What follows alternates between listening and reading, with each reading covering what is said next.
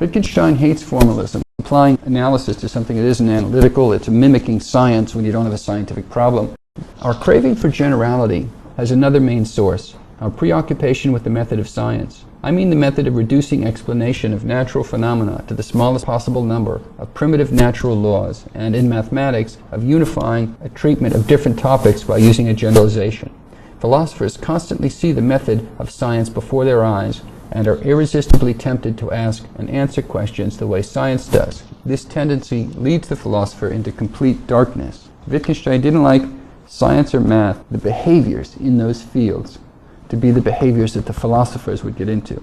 He also called certain fields pseudoscience, so I think a lot of what he would say similar things about, for example, political science. They're trying to borrow these behaviors. Mathematical logic has completely deformed the thinking of mathematicians and philosophers, a cancerous growth seeming to have grown out of the normal body, aimlessly and senselessly. People like Russell, who was trying to say, what's the foundation of math? It's got to be logic. What's the foundation of logic? This thing has just completely deformed the thinking. Note how far we have come. This was Russell's protege. Do you remember when we started this course?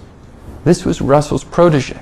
And now he has grown into his enemy in terms of what his worldview is. Russell's older now, and he starts saying things like, the later Wittgenstein seems to have grown tired of serious thinking and to have invented a doctrine which would make such an activity unnecessary. Russell says, the new philosophy seems to me to have abandoned without necessity the grave and important task which philosophy throughout the ages has hitherto pursued. Philosophers from Thales onward have tried to understand the world. I cannot feel that the new philosophy is carrying on in this tradition.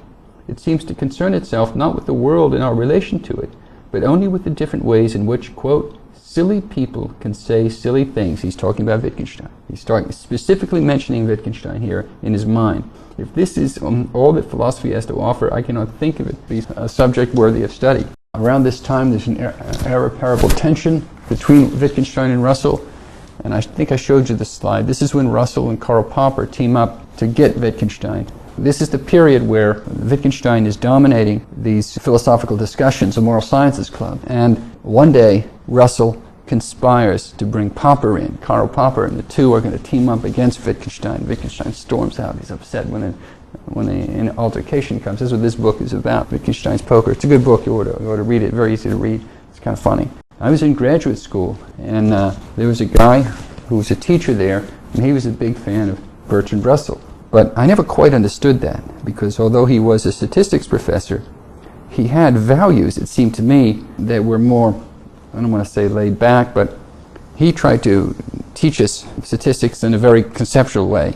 In any event, he was a big fan of Russell, and I always asked him, what do you think of Wittgenstein? Because I liked Wittgenstein. I didn't know as much about him in graduate school, but I was still learning. Like, what do you think of Wittgenstein? His view was he liked Wittgenstein, but not senile Wittgenstein. In other words, he considered what we're going over now to be senile Wittgenstein. And what's rather interesting is how he spoke about this, because he was completely wrong. This is Wittgenstein's best portion, best period. See more of Dr. Wilson's lectures here. Go to seanwilson.us.